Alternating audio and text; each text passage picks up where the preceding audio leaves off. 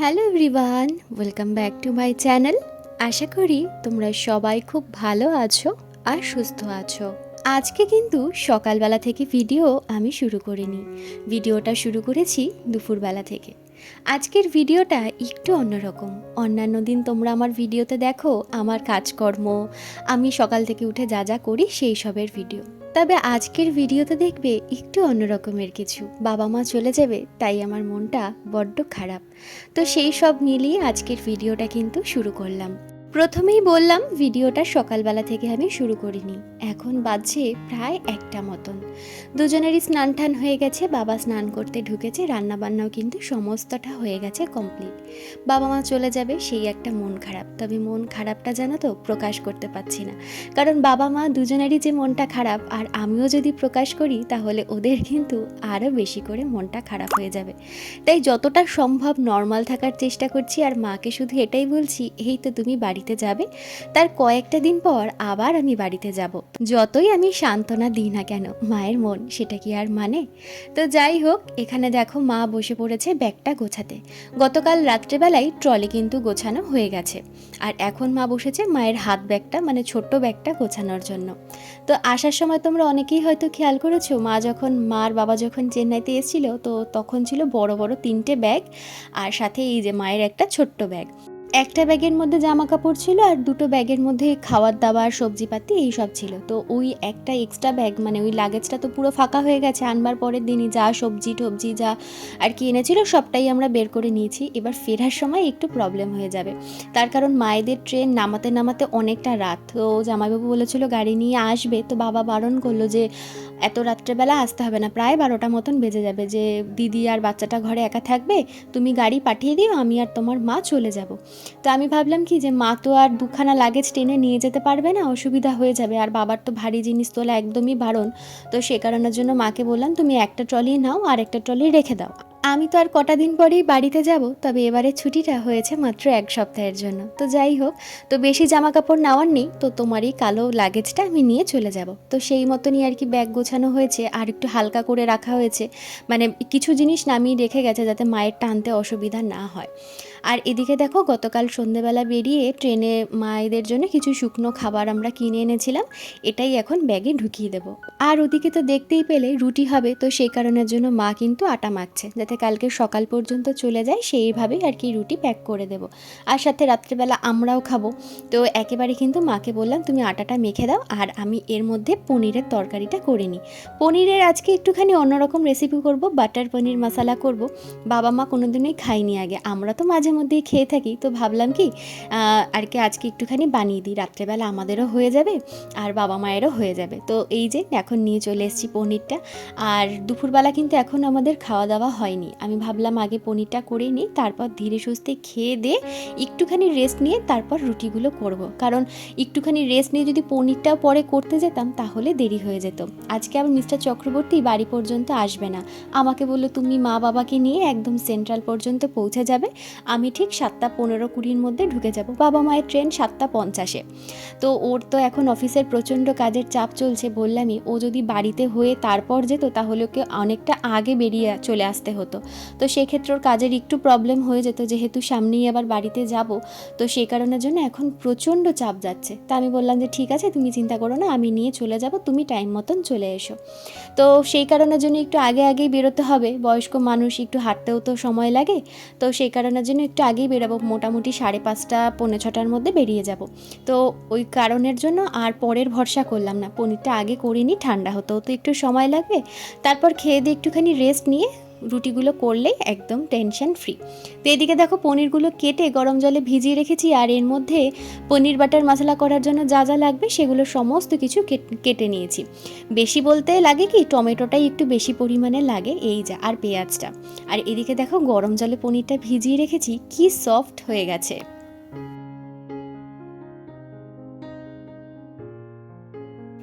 এই যে পনিরটা রান্না করছি আর দাঁড়িয়ে দাঁড়িয়ে ভাবছি, বাবা মাকে তো ছাড়তে যাব, তবে ফিরে যখন আসব তখন আমার ঘরটা একেবারে ফাঁকা হয়ে যাবে। আর এটা যখনই মনে পড়ছে না, তখনই বুকের ভেতরটা কীরকম করে উঠছে। এই যে এ কটা দিন মা ছিল, প্রত্যেক দিন দুপুরবেলা জানো তো মা খেতে দিত।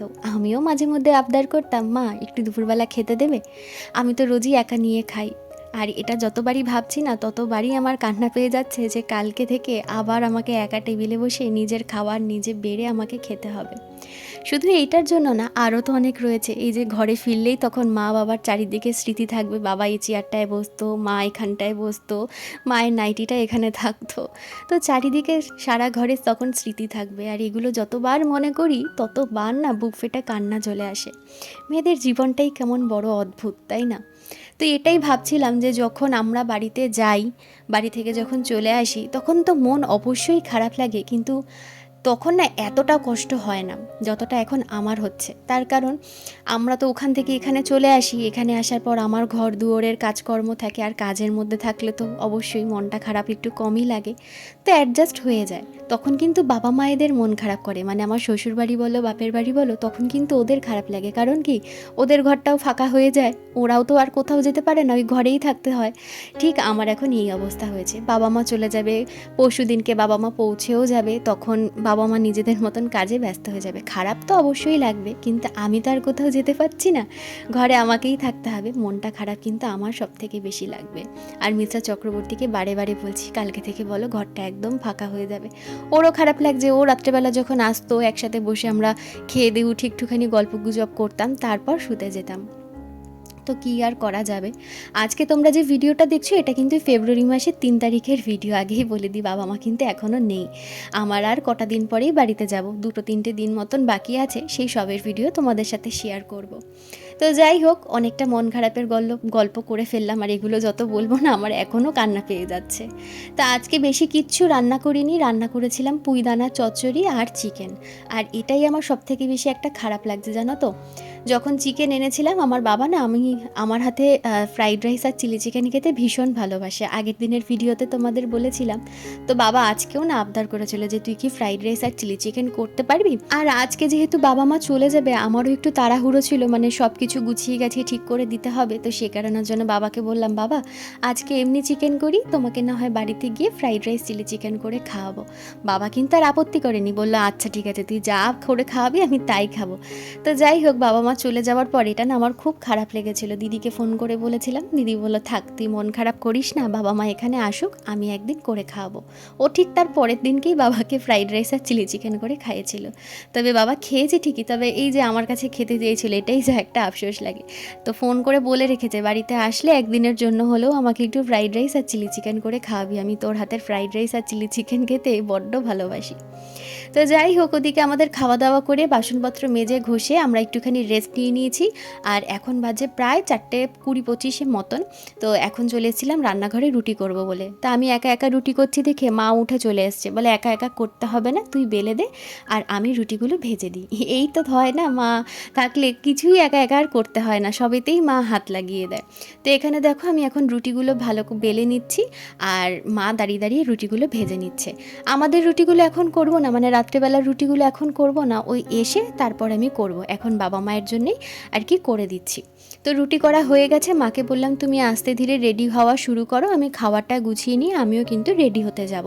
এখানে রাত্রেবেলা আর সকালবেলার জন্য রুটি দিচ্ছি, দুপুরবেলা আর রুটি দিচ্ছি না। তার কারণ একটু গরম গরম পড়ে গেছে, তো 3 বেলা রুটি খেলে এমনিই ওদের পেটের প্রবলেম, আরও বেশি গ্যাসের প্রবলেম হয়ে যাবে। তো মিস্টার চক্রবর্তীই বলল, আর এদিক থেকে আমার শাশুড়ি মাও বারবার করে বলছে যাতে খাবার দাবার ভালো করে গুছিয়ে দিবি, যাতে ওদের অসুবিধা না হয় ট্রেনে।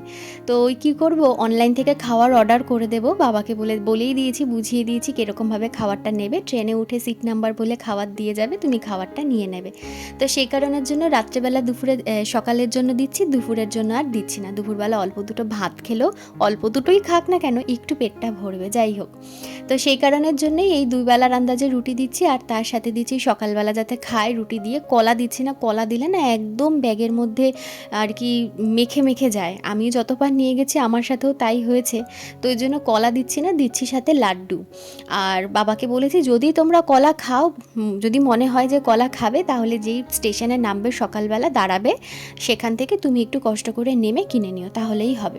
তো এই দেখো এখানে আমার গোছানো হয়ে গেছে রুটি, আর তার সাথে বললামই তোমাদেরকে দিয়েছি লাড্ডু, আর একটুখানি স্যালাডও কেটে দিয়েছি রাত্রেবেলা যাতে খাওয়ারটা হজম হয়ে যায়। তো এখানে স্যালাড, আর এই যে পনির বাটার মশলা আমাদের জন্য রাত্রে রাখা আছে। চিকেনও আছে, চিকেনটা রেখে দেবো, কালকে আর ইচ্ছে করবে না রান্নাবান্না করার জন্য, এমনি মনটা খারাপ থাকবে, চিকেনটা দিয়ে কালকে দুপুরে হয়ে যাবে। আর আজকে রাত্রেবেলা এই পনির দিয়ে রুটি দিয়ে আমাদের হয়ে যাবে। তো দেখো এখানে বাবা মায়ের খাবার আমার প্যাক করা হয়ে গেছে। তো চলো এবার আমি একটু রেডি হয়ে নিই। তো এখানে আমরা তিনজনই সময়ের আগে রেডি হয়ে এখন বসে আছি, আর আমি এখন খাচ্ছি দুধ পুলি। গতকাল রাত্রেবেলা মা দুধ পুলি বানিয়েছিল, আমি খুব একটা ভালো খাই না, তবে মা বানিয়েছে কষ্ট পাবে, তো সে কারণের জন্য 2 পিস নিয়েছি। মাও বারবার করে বলছে খা, একটুখানি কষ্ট করে বানালাম। এই দুধ পুলিটা মিস্টার চক্রবর্তী খেতে ভীষণ ভালোবাসে, তো ওর জন্য বানানো হয়েছে। বাবাও খেয়েছে 2-4টে, মা অল্প একটুখানি খেয়েছে। আর তার আগের দিন বানানো হয়েছিল পাটিসাপটা, ওটাও আমাদের সবার কিন্তু খাওয়া হয়ে গেছে। আর এখানে বেরোনোর সময় হয়ে গেছে, আর ওলাও বুক করা হয়ে গেছে। এখন মাকে বললাম তুমি আস্তে ধীরে বেরাও, এবার আমি লাগেজগুলো বের করি। এই যে এখানে লাগেজগুলো আস্তে আস্তে বের করছি, গাড়ি আসতে এখনও 10 মিনিট মতন টাইম লাগবে। আর এদিকে কিন্তু এখন খুব একটা ঠান্ডা নেই, আমার বাবাকে দেখে এখন ভেবো না যে এখানে এখন খুব ঠান্ডা আছে, তখন একটু একটু ঠান্ডা ছিল, তো বাবা ওই কারণের জন্য সোয়েটারটা পরেছিল। তো ফাইনালি সেই সময়টা চলেই আসলো, মা বাবা দুজনে আমার ঘরটা ফাঁকা করে দিয়ে চলে যাচ্ছে। আর এই এতদিন পর ভিডিও এডিট করতে বসেও না আমার খুব খারাপ লাগছিল মানে এই মুহূর্তগুলো মনে পড়ে। তো এখানে মা তো কান্নাকাটি করছে, আর আমার মুখটা দেখে বুঝতেই পারছো যে আমি কতটা নিজেকে কন্ট্রোল করার চেষ্টা করছি যাতে কেউ বুঝতে না পারে যে আমার খারাপ লাগছে। তো যাই হোক এখানে বাবারও মন খারাপ লাগছে, ওর জন্য বাবা একেবারে চুপ হয়ে গেছে। তো ফাইনালি আমরা বেরিয়ে পড়লাম। আর মিস্টার চক্রবর্তী না রান্না দাদাটাকে বলে দিয়েছিল যে গাড়ি এলে আমাদের লাগেজগুলো যাতে একটু গাড়িতে তুলে দেয়। তো সেই মতনই সে চলে এসেছে, আমি এদিকে গেটে তালা দিচ্ছি আর লাগেজগুলো কিন্তু নিয়ে চলে যাচ্ছে। তো মিস্টার চক্রবর্তীকে আমি ফোন করে বলে দিলাম যে আমরা এখন বেরিয়ে যাচ্ছি, আমাদের যেতেও তো মোটামুটি 1 ঘন্টা মতন টাইম লাগবে, তো তুমি টাইম মতন বুঝে চলে এসো। এই যে বাবা মা বেরোচ্ছে, তখনও পর্যন্ত কিন্তু জানতাম না যে বাবা মায়ের সাথে ট্রেনে ওঠার পর কি হতে চলেছে। মানে অনেক বড় একটা দুর্ঘটনা থেকে কিন্তু বাবা মা বেঁচে গেছে, জানো তো। ট্রেনে তো একদম ঠিকঠাক টাইমেই চলছিল পরের দিন দুপুরবেলা পর্যন্ত, কারণ মিস্টার চক্রবর্তী যখন খাওয়ার অর্ডার করে দিল তখনও পর্যন্ত আমাকে বললো যে ট্রেন কিন্তু একদম ঠিকঠাক টাইমেই চলছে, 11টার সময় সাঁতরাগাছি নামানোর কথা। সন্ধ্যেবেলা থেকে লেট হতে হতে প্রায় 6 ঘন্টা মতন লেট হয়ে গেল। এবার কিছুতেই বোঝা যাচ্ছে না যে কতক্ষণে ট্রেন নামাবে, এরপরে আরও লেট হবে কি হবে না। তো বাবা মার নামতে নামতে তো প্রায় পরের দিন ভোরবেলা 5টা মতন বেজে গেছিলো। তো ট্রেনে যারা আরও 4 জন মতন ছিল, আমাদেরই বয়সী 2 মেয়ে 2 ছেলে, তো তারা বাবা মাকে অনেক হেল্প করেছে, এটা পরে বাবা মায়ের কাছ থেকে শুনেছি। তো যেই দুর্ঘটনাটা হয়েছিল সেটা হচ্ছে ট্রেনের চাকা মানে রেল লাইন থেকে স্কিপ করে গেছিলো, মানে একটুর জন্য বিপদ হতে হতে কিন্তু বাবা মা বেঁচে গেছে। মানে এটা শোনার পর যে আমি কি ভয় পেয়ে গেছিলাম, যতক্ষণ না পৌঁছেছে ততক্ষণ টেনশান। বাড়িতে ঢুকে ফোন করলো, তারপর গিয়ে একটুখানি নিশ্চিন্ত হলাম। তো যাই হোক চলে এসেছি সেন্ট্রালে, এখন আমরা বসে আছি। আর মিস্টার চক্রবর্তী বললো যে আমি চলে আসবো, মানে কাছাকাছি চলেই এসেছি। তো এই গল্প করতে করতেই দেখলাম ও চলে আসলো, আর এদিকে কিন্তু বাবা মায়ের ট্রেন প্ল্যাটফর্মে দিয়েও দিয়েছে। তো এখন সেটার জন্যই আমরা যাচ্ছি হেঁটে হেঁটে, আর ও দেখে নিয়েছে যে কত নম্বর প্ল্যাটফর্মে আর কি ট্রেন দিয়েছে। তো ফাইনালি বাবা মা চলে যাচ্ছে, আর এটা যতবার ভাবছি ততবারই আরও বেশি কষ্ট লাগছে। এই যে যাবো 2 দিন পর বাড়িতে, একটু মনটা ঠিকঠাক লাগছে, কিন্তু এই ভিডিওটা দেখে না মনটা খারাপ তো অবশ্যই লাগে যে এই সময়গুলো ছিল, বাবা মা ছিল, এখন চলে যাচ্ছে। তো কিছু বলবার নেই। সত্যি কথা বলতে এই সময়গুলো না খুবই খারাপ লাগে। যখন আমিও কলকাতা থেকে চলে আসি তখন 2 বাবা মায়েরও যেমন খারাপ লাগে, আজকে যখন বাবা মা আমার ঘর থেকে চলে যাচ্ছে না তখন আমারও মানে ভীষণই খারাপ লাগছে, মানে বুকটা ফেটে যাচ্ছে, এরকম আর কি খারাপটা লাগছে। তো কিছু মানে এই পরিস্থিতিগুলোতে না কিছু মানে বলে এক্সপ্লেনও করলেও কিছু বোঝানো যায় না। তো যাই হোক এখানে সিটে বসে আছি আমরা, এখন উঠে পড়েছি। আর এদিকে আমার মা বলছে, আমাকে যাওয়ার সময় একটা চিপস কিনে দিয়ে গেছে, আমি এগুলো খেতে ভীষণ ভালোবাসি তো। আর এখানে বারবার বলছে খা, আমি দিলাম তোকে একটুখানি খা।